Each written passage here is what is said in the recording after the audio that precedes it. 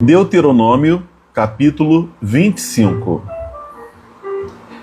Quando dois homens se envolverem em uma briga, terão que levar a causa ao tribunal, e os juízes decidirão a questão, absolvendo o inocente e condenando o culpado.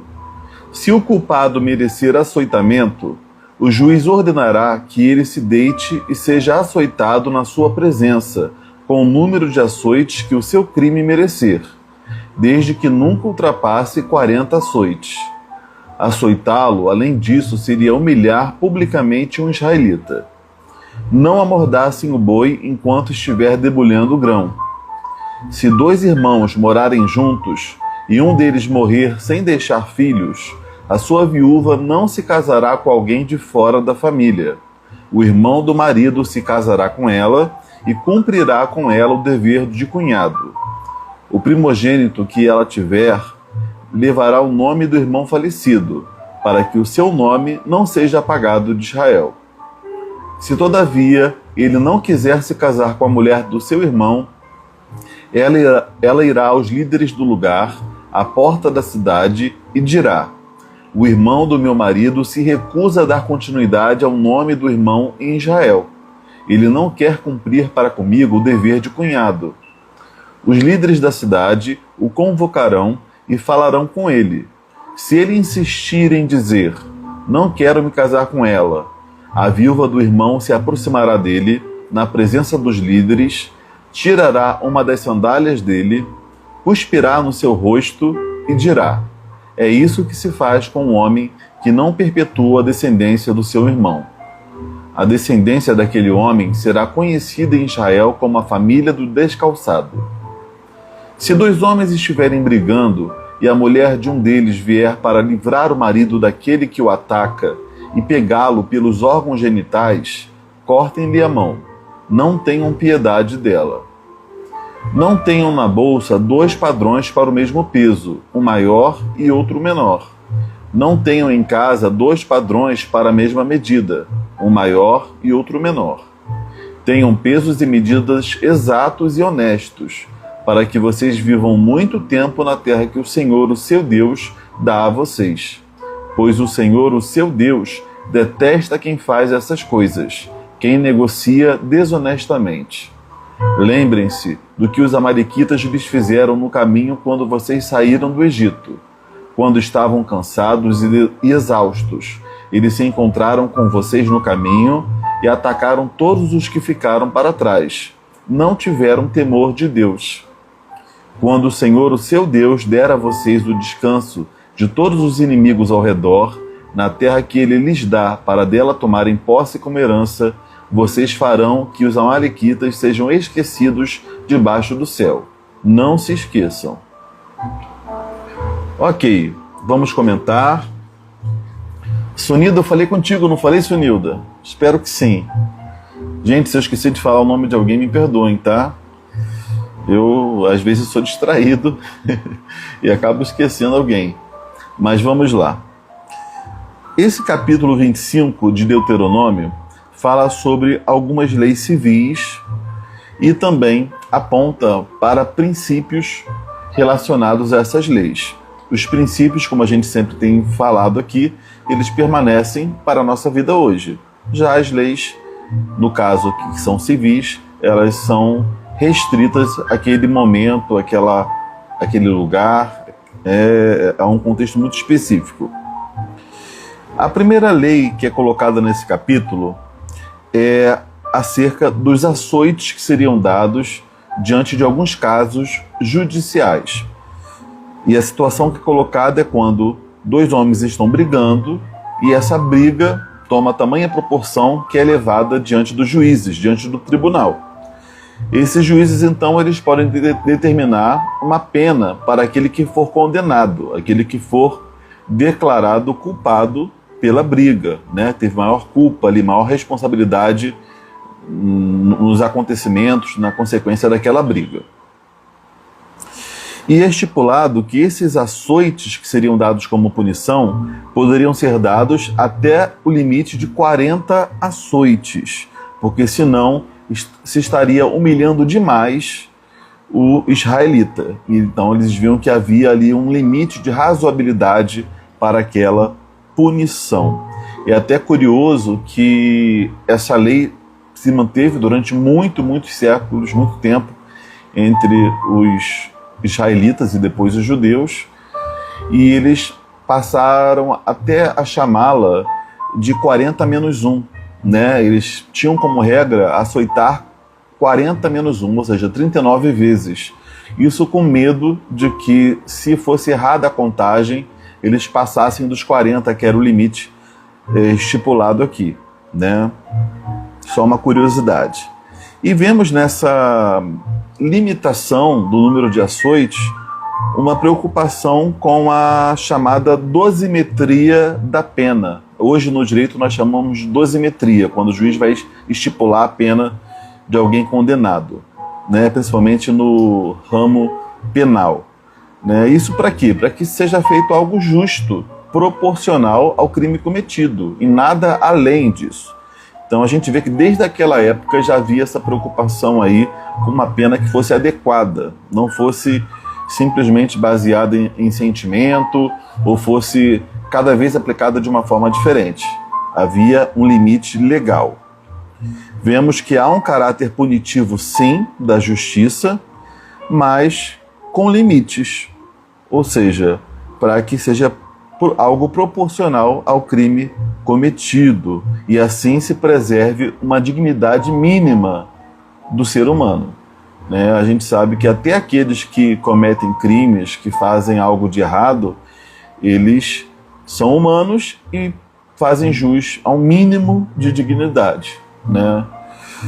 Então essa é a primeira lei que é mencionada aqui nesse capítulo. Depois a gente traz as lições aqui para a nossa vida, tá bom?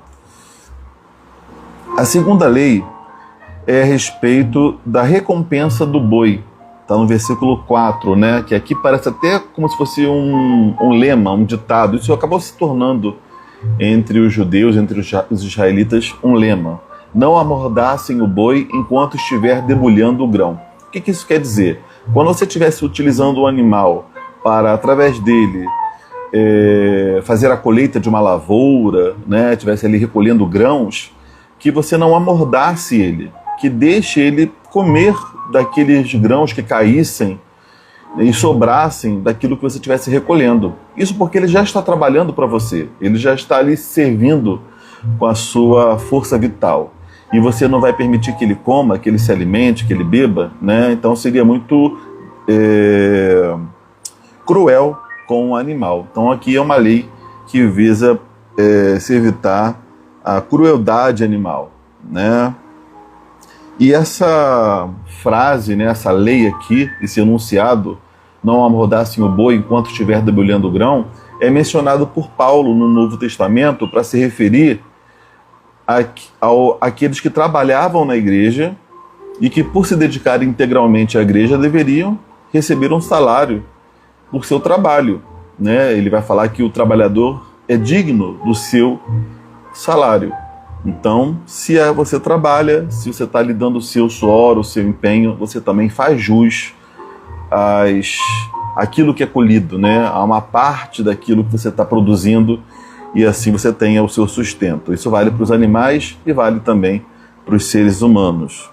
E, no caso do que Paulo está falando, né, mencionando aqui Deuteronômio, o trabalhador da igreja, né, aquele que serve integralmente na igreja, ele merece também o seu salário, um salário digno para o seu sustento. A terceira lei que é mencionada em Deuteronômio 25 é a lei do levirato. Aqui no texto não está usando esse nome, nessa versão NVI, mas essa lei do levirato é uma lei que diz o seguinte: se dois irmãos vivem juntos ou são próximos e um deles morre deixando esposa sem filhos, ou seja, ele não vai deixar um descendente que vai perpetuar o seu nome, a honra familiar e também preservar as suas terras, preservar os seus bens, proteger a viúva. Então, se um dos irmãos morre, o outro, que é próximo, vai tomar a viúva como mulher e vai dar descendência ao seu irmão. Ele vai se deitar com ela, vai engravidá-la e o filho dela será, na verdade, como se fosse o filho do falecido. Isso para que haja ali uma honra daquele irmão que se foi e não deixou descendente. E também para que esse filho, quando chegar na idade adulta, ele possa herdar todo o patrimônio familiar do irmão falecido. Né? Isso porque apenas os homens, salvo raríssimas exceções, herdavam os bens familiares. Tinham esse poder, né? Tinham essa capacidade. Então, aqui se trata não de uma lei propriamente civil, mas de uma lei moral, porque o irmão tinha o dever moral de dar descendência ao irmão falecido. Mas é uma lei moral específica para aquela época, né? Ela, num certo sentido, ela é civil porque ela é restrita aos israelitas, né? Mas ela aponta para um princípio moral, esse sim eterno, que é o princípio da honra aos pais, da honra aos familiares. Isso sim vale até nós até o dia de hoje. Mas naquela época era um dever social e moral.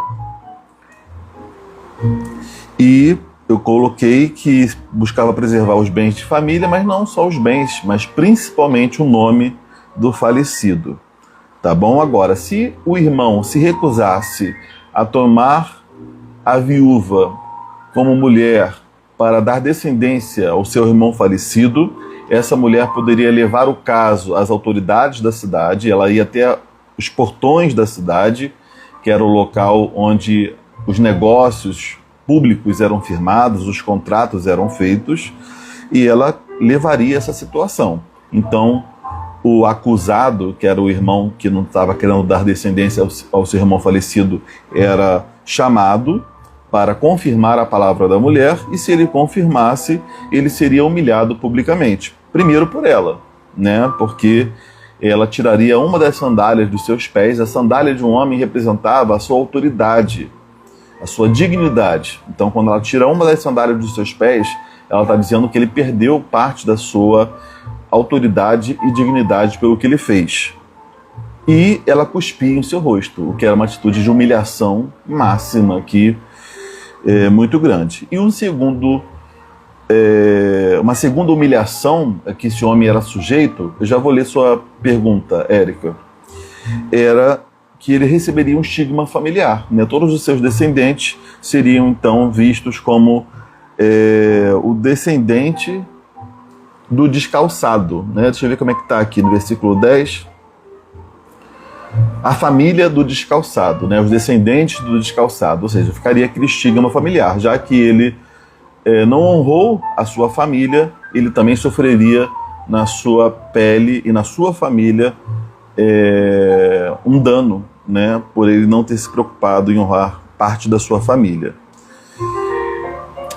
É a lei do levirato que tem um detalhe das sandálias. É isso aí, acabei de falar, né? Então tem esse detalhe sim, tá bom? E é isso. A gente às vezes se pergunta por que o irmão poderia não querer casar com a cunhada, não querer assumi-la, né? E dar descendência ao seu irmão falecido.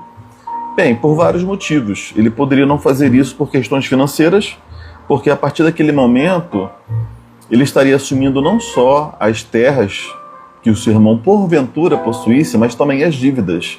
Ele estaria tendo que bancar a esposa do falecido, né? A viúva. Ele estaria que criar filhos, né? O filho ou os filhos que ele viesse a dar à luz. Então, às vezes a pessoa não queria assumir toda essa contingência financeira, e geralmente era por esse motivo que não se assumia. Porém, por uma questão de honra familiar, dele pensar na memória do seu irmão, pensar na viúva, ele precisava assumir a esposa do seu irmão. Tá bom? Uma outra lei que é mencionada aqui nos versículos 11 e 12, eu coloquei aqui como golpe baixo. Vocês devem lembrar que eu li aqui, né? Que é quando dois homens brigavam e a mulher de um deles, para proteger o seu marido, ela agarrava com as mãos os órgãos genitais do homem com quem o seu marido estivesse brigando. E então, aqui é dito que é permitido que essa mulher seja mutilada, né? Que se arranque ali a mão dessa mulher pelo que ela fez. Mas por que é feito isso? Por que era tão cruel nessa punição a mulher que fizesse isso? Realmente, assim, a mulher não deveria se meter, né, ainda mais no mundo antigo, a briga de dois homens, eles têm que resolver a sua situação. Segundo, porque quando ela pega e puxa, né, tenta machucar ali os órgãos genitais do outro homem, ela está ameaçando a sua capacidade de fecundidade, né? E aqui a gente está vendo que no mundo antigo isso era fundamental para a honra e dignidade de não só de um homem, mas de uma família inteira, né? Então ela estaria colocando em risco ali a capacidade reprodutiva do outro homem. Então, diante dessa ameaça, ela é punida desse jeito, tá? Então, uma questão de honra, uma questão de nome novamente. A quinta lei que é mencionada nesse texto, que eu coloquei aqui como 2 pesos, 2 medidas. Aqui é uma proibição para que alguém carregasse na sua bolsa ou tivesse em casa 2 pesos, mas com diferentes medidas. Ou seja, é como se você tivesse um saquinho dizendo que pesa 1 quilo e um outro saquinho que tem menos peso e você diga que pese 1 quilo também, né? Na verdade, um maior que na verdade pesa 1,5 kg, você está dizendo que pesa 1, e o outro que pesa 600 gramas, você diz que pesa 1.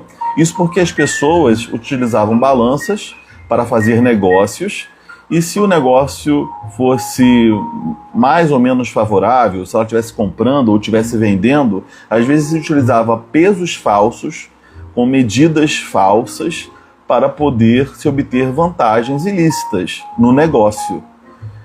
Então, para se evitar esses 2 pesos, 2 medidas, né, essa maneira fraudulenta de se medir aquilo que se viesse a trocar, está se colocando essa lei aqui, que isso é reprovável diante do Senhor, que o Senhor detesta essa desonestidade, como está no versículo 16. Tá bom? Versículo 16, é isso mesmo. Eu tinha dito que era versículos 13 e 14, mas na verdade vai até o 16, sobre esse tema, né? Então é isso. E aqui a gente vê que isso vai falar o quê? Vai falar pra gente que todo tipo de desonestidade desagrada a Deus. Não é só para esse caso específico. Naquela época era medido por pesos, saquinhos, com medidas diferentes. Mas aqui, nos dias de hoje, a gente pensa o quê? Em sonegação fiscal, né? Seja do imposto de renda, seja aquele que não emite nota fiscal. Gente que trapaceia, mente nos negócios, né? Deixa ali no contrato um vício oculto, coloca uma cláusula malandra, abusiva, ali escondida, tenta obter vantagens à custa dos outros. Então isso não é coisa de cristão, isso não é coisa daquele que serve a Deus, que teme a Deus, porque Deus detesta mentira, Deus detesta desonestidade, e nós devemos ser justos, santos, corretos. Essa é a vontade de Deus. Por fim, bati aqui na câmera, vamos lá. Por fim, a sexta situação que é colocada aqui não é propriamente uma lei, mas é uma instrução divina a respeito dos amalequitas. Eram um povo que, em determinada circunstância, atacou Israel quando este estava cansado, estava sobrecarregado, e por conta do desgaste que Israel já estava enfrentando, eles pegaram os que estavam atrasados na caminhada, ou seja, deviam estar mais cansados, mais vulneráveis. Então, por terem atacado eles no momento de muita vulnerabilidade e até atacado os mais vulneráveis dentre eles, Deus diz aqui que eles deveriam futuramente se vingar deles, né? E na verdade essa vingança aqui, como eu já falei, embora perpetrada pelos israelitas, é uma vingança do Senhor. É que naquela época Deus fazia o seu juízo, muitas das vezes, por intermédio do seu próprio povo. tá, dos israelitas, mas eram situações muito pontuais, muito específicas. E essa vingança do Senhor, então, se buscava estabelecer uma justiça que até então não tinha ocorrido, né? Tinha ficado por aquilo mesmo. Isso nos mostra, né, que o juízo de Deus, ele pode até parecer que demora, mas ele uma hora vem. A justiça de Deus, o juízo de Deus sempre vem, de um jeito ou de outro. Vamos comentar então algumas lições que a gente tira desse capítulo 25. A primeira lição é sobre a justiça, a dignidade humana, a proporcionalidade. A gente falou lá dos açoites e a gente viu que é necessário que haja uma proporção, uma justiça, né? Uma resposta proporcional ao que foi danificado, à ofensa que foi feita, né? Isso para que a gente, mesmo que tenhamos sofrido algum tipo de perda ou dano, a gente não cometa outro erro, né? Não justifique um erro com outro erro. Não sejamos tão cruéis quanto aqueles que foram conosco, que a gente não seja injusto tentando fazer justiça.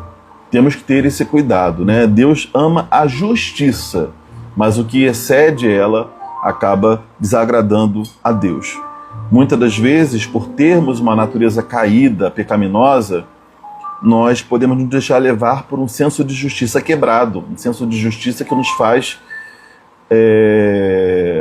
agir com ódio, sabe? De uma forma animalesca, desproporcional, e essa não é a vontade de Deus. Deus ama a justiça. E quando a gente vai para as páginas do Novo Testamento, a gente vê que a justiça que Jesus nos pede é superior à justiça dos homens. Aqui a gente está vendo a justiça dos homens, totalmente proporcional.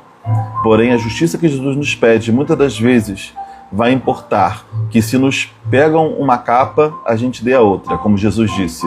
Que se não nos dão numa face, que a gente ofereça outra face. Nem sempre a gente vai ver justiça e, às vezes, no todo, vale a pena que a gente sofra o dano, mas quem sabe ganhe uma alma, quem sabe a gente testemunhe para aqueles que estão nos atacando, né? O cristão, ele deve praticar misericórdia, porque ele também foi alvo de misericórdia. Então, quando eu vejo, às vezes, cristãos que tudo é a ferro e fogo, olho por olho, dente por dente, sabe? São pessoas que ainda não compreenderam que, para além dessa justiça humana, Deus nos chama a ser misericordiosos, compassivos, perdoadores, e que a gente entregue para Deus o tipo de justiça que só Ele pode fazer plenamente. Que a gente não seja movido por raiva, por ira, mas que a gente possa ter um coração perdoador, entendendo que muitas das vezes as pessoas agem de forma errada, mas por estarem ignorantes a respeito da vontade de Deus, estarem perdidas na sua existência, na sua relação com Deus, e a gente possa, quem sabe, através da misericórdia, transmitir a face de Deus para essas pessoas. Assim como Esaú e Jacó, né, quando se reencontraram, Jacó estava esperando que Esaú o atacasse, e Esaú, na verdade, o abraçou e agiu com benevolência para com ele, e assim ele viu em Esaú a face de Deus. A gente precisa ser a face de Deus uns para com os outros, e principalmente para com aqueles que fazem algum mal para com a gente. Li sobre isso hoje naquele livro que comentei com você. Que legal, Érica, fico muito feliz. Gente, quando a gente vê que o Evangelho ele conecta tudo, está tudo conectado, né? A Bíblia toda está conectada. Aí a gente realmente se liberta e vê que Deus nos propõe um novo caminho, né? Novas possibilidades de sermos melhores do que a maioria é, né? Não para batermos no peito, nos acharmos melhores, mas que a gente possa realmente brilhar a luz de Cristo nesse mundo em trevas. Então, essa é uma lição da justiça, da dignidade humana, da proporcionalidade, tá? Também cristãos que vociferam, pedem, né? Bandido bom, bandido morto. Gente, vamos ter cuidado. A gente ter senso de indignação contra a maldade humana, contra a injustiça, contra crimes, isso é de Deus. A gente até ver um criminoso pagando pela sua pena e sentir uma satisfação pela justiça ter sido feita, isso vem de Deus.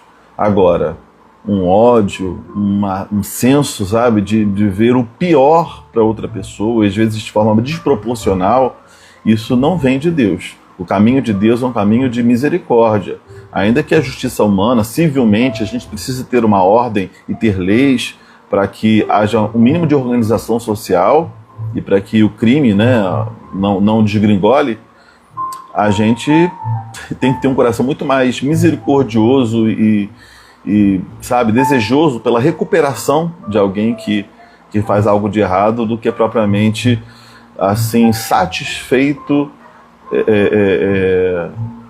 na punição capital de alguém, sabe? Feliz porque alguém, sabe, pagou da pior forma possível. Eu acho que a gente tem que ter um cuidado.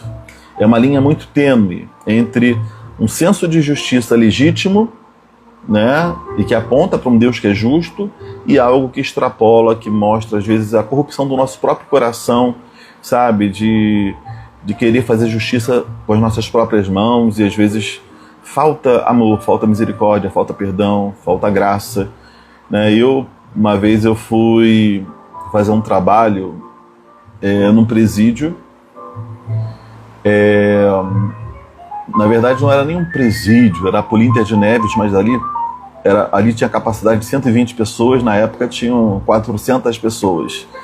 É uma coisa horrível. Eu fui junto com a Rio de Paz, que é uma ONG do pastor Antônio Carlos Costa, e a gente ali tinha trabalhos sociais, mas também fazia um culto, apresentava o evangelho para eles, porque a gente crê que o evangelho é a maior potência para ressocializar um criminoso, né? O evangelho muda a pessoa não de fora para dentro, mas de dentro para fora. Então a gente ia ali, fazia o culto, eu cantava. O pastor Antônio Carlos, que é a maior referência que eu tenho, assim, hoje, de servo de Deus, líder, assim, gosto muito dele, depois pesquisem. Ele pregava maravilhosamente bem. E ali, a gente, às vezes, no final do culto, ou então, em alguns momentos, os presos vinham para abraçar a gente, né? E pedir para a gente orar. E a gente via muita carência, né? Tinha aqueles que estavam ali apenas cumprindo um protocolo, né? Para tentar ter bons antecedentes, né? De comportamento, na verdade, bons antecedentes não, terem ali uma ficha de bom comportamento. Mas tinha muitos que a gente vê que realmente se quebrantavam na presença de Deus, estavam ali, sabe, arrependidos dos seus pecados, buscando a Deus, louvando de coração, e vinham abraçar, sabe? E eu, sabe, às vezes a gente fica com aquele senso assim, caramba, eu estou abraçando um cara que deve ter feito muitas maldades. E você fica dividido, sabe? Mas depois eu falava, cara, o que o Evangelho faz se não perdoar pessoas imperdoáveis? Se não perdoar assassinos, como Paulo foi também, porque ele assassinou cristãos, ele foi conivente com o assassinato de cristãos e Deus restaurou.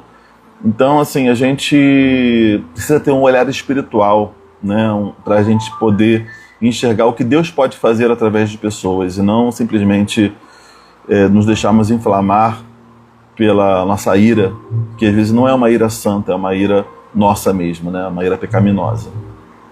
Então, só um parênteses aqui que eu abri, achei que seria legal comentar com vocês. Quando fala do boi, que merece comer os grãos, né, depois daquele trabalho ali servindo, fala sobre a dignidade animal, né? Nós cristãos somos chamados a cuidar dos nossos animais com zelo, com carinho, nos preocuparmos com suas necessidades, né? Um cristão que não coloca alimento para o seu animal, que não leva ele no veterinário para se ele está doente, né? Que finge que ele não está ali, deixa o animal definhando e não está preocupado com suas necessidades, tá faltando cristianismo aí, porque a gente deve se preocupar com nossos animais. E a dignidade humana, né? Paulo faz essa associação desse verso com o trabalhador ser digno do seu salário. Da mesma maneira, devemos honrar aqueles que prestam serviços a nós diretamente ou indiretamente. As pessoas que trabalham também na igreja são dignas, né? E a gente, se tiver na nossa capacidade, assim, pensar isso, que a gente possa ver o que é digno para essas pessoas que fazem um trabalho digno. E isso tudo honra a Deus, tudo agrada a Deus. Sobre a questão, né, da honra do levirato, né, da honra familiar, ainda que essa lei não tenha validade para nós hoje, era um outro contexto, mas nós devemos honrar os nossos pais e devemos honrar a nossa família. Isso é da vontade de Deus, ainda que tenhamos motivos pessoais para não fazê-lo. Então, a gente aplica essa lei hoje pegando o princípio. O que é o princípio? Honrar pais, honrar família, mesmo que não tenhamos motivos para fazê-lo, mas por uma questão de honra mínima, né? Honrar minimamente não significa você dar tudo que você tem para pessoas que viraram as costas para você, por exemplo. Tem muitos familiares que, infelizmente, agem como inimigos, não é nem como estranhos, é como inimigos. Mas, ainda assim, a gente não deve pagar na mesma moeda, a gente deve agir com misericórdia, com graça e sermos melhores do que eles, acaso nos sintamos, às vezes, desprezados e com vontade nenhuma de honrá-los, mas honrar minimamente é isso. Às vezes é você não pagar o mal que lhe fazem, né? Agora, se os seus pais e sua família já fizeram muito por você e fazem, mais ainda você deve ter esse senso de gratidão e honrá-los, né, da maneira que você pode. Tem gente que, infelizmente, no final da vida dos seus pais, os abandonam, né? Os seus pais fizeram tudo por você a vida inteira, aí depois você fica ali contando moeda com os irmãos, né? Ah, você deu um centavo a mais, então também, sabe, eu dei um centavo a mais, então você tem que dar um centavo a mais, senão não vou dar nada. Então, às vezes, entra nesse campo aí, e você está preocupado apenas com o outro, né, para você não sair do prejuízo, mas você já se esqueceu de honrar, de valorizar aqueles. E esses que estão, às vezes, na dependência ficam humilhados, na verdade, não são honrados.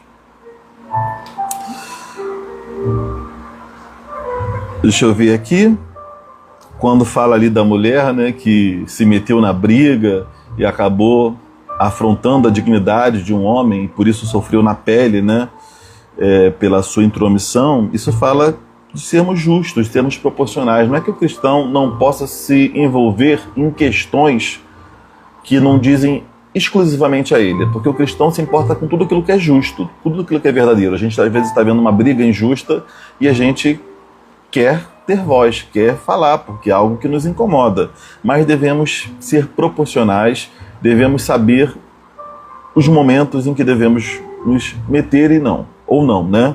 Em quais brigas vale a pena entrarmos, devemos de fato entrar ou não. E se entrarmos, e se for uma causa justa, que é importante que a gente tenha voz, que a gente entre da maneira certa, e não apenas movidos por paixões, por sentimentos. Senão, quem vai acabar sofrendo um dano somos nós mesmos. Temos que ter muita cautela. A questão dos 2 pesos e 2 medidas traz para nós que devemos ser honestos, devemos sempre estar do lado da verdade, devemos ser corretos. Esse é o nosso testemunho como servos de Deus, como cristãos. Isso vale para aquela época, isso vale para hoje também. Os exemplos mudam, mas o princípio permanece. Nada de sonegar imposto, cor de renda, não emitir recibo. Ah, mas o governo também me rouba. Um erro não justifica o outro. Você tem que fazer o que é certo, o que é justo. Sabe? A gente sabe que muitos impostos vão para causas sociais. Podem ser desviados em parte, mas em parte vão para cumprir um papel social, para recursos que vão ser úteis na saúde e em outros lugares. Então a gente não deve ser injusto, a gente não deve mentir, né? O cristão tem um compromisso com a verdade. Então nada de desonestidade em contratos, em negócios, nada disso. E por fim, quando Deus está falando aqui da vingança aos amalequitas, nós devemos compreender que a vingança pertence ao Senhor, não nos cabe, né? Naquela época Deus perpetrava a vingança através dos israelitas, mas hoje entendemos que a vingança pertence totalmente ao Senhor, e ainda que pareça que o Senhor tarda, que algo ficou sem resolução, parece que alguém que fez uma maldade se deu bem e ficou por isso mesmo, que a gente possa confiar que o Senhor não se esquece de nada, de nada. Nada passa impune e tudo será punido. Ou será punido em Jesus, porque a pessoa que cometeu o delito, ela creu em Jesus, e então os seus pecados foram colocados sobre as costas, né, sobre o corpo de Jesus, ou vão ser punidos na própria pessoa, caso ela não tenha crido em Jesus. Se ela creu, pela fé, ela tem. Mas, não é crer da boca para fora, não. Né? Gente que, ao final da vida, se converte de forma fake, só para poder aliviar as culpas, e então crer que vai para o céu e ficar de bem com a sua consciência. Não, não é isso. Conversão não é isso. Conversão é mudança de natureza. Mudança tem que ser sincera, real, e muda a pessoa de dentro para fora.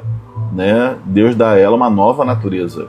Então, de fato, a pessoa se arrepende de todo o coração e, de fato, ela começa uma nova vida. Então, a menos que tenha sido uma conversão real, a pessoa vai pagar pelos seus próprios erros e pecados um dia, nem que seja no juízo final, tá bom? Então, a gente pode entregar a Deus mesmo, né? A gente às vezes fica revoltado com coisas que não ficaram definidas, que parece que não houve uma justiça plena, mas confie em Deus, que Deus está no controle, né? E Deus fará a justiça no tempo oportuno, tá bom? É isso. Alguém tem alguma pergunta, algum comentário a mais para fazer? Falamos do texto, falamos de princípios que podemos extrair para as nossas vidas hoje. E se tiverem alguma coisa a mais para comentar, estamos aí.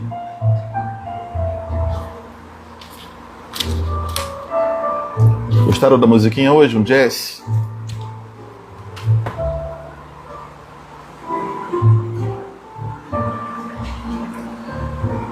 É isso então, pessoal. Então, acho que eu sei que tem um lag aí de tempo, mas geralmente vocês já estão aprendendo a falar durante, né? Mas eu fico feliz que todos vocês estiveram aqui, todas vocês. Deus abençoe muito a vida de vocês. Ah, legal, Érica. E que a gente possa realmente, a cada dia aprender mais do Senhor, né? Poder viver algo novo, sermos luz nesse mundo. A palavra de Deus possa realmente ir penetrando no nosso coração e transformando a nossa maneira de pensar, de proceder. A gente não é perfeito, a gente erra, a gente peca, mas a gente tem um coração que se arrepende, que clama a Deus por misericórdia e procura melhorar a cada dia, né? O importante é a gente estar nesse processo, né? Em que o Senhor está nos aperfeiçoando e está nos tornando parecido com eles, não para a gente ser perfeito completamente nessa vida, porque nessa vida a gente não vai ser, mas porque a gente ama Deus e quer brilhar a luz dele. E fiquem tranquilos que vai durar uma vida e que o Senhor será suficiente para nos levar até o fim, até o Senhor voltar e nos aperfeiçoar por completo, tá bom? Deus abençoe muito vocês, tenham um ótimo restante de semana. Amanhã a gente estará junto novamente, tá? Perto das 10 horas ou 10 horas, a gente avisa um pouquinho mais perto. Queridas, fiquem com Deus. Ótima noite, tchau.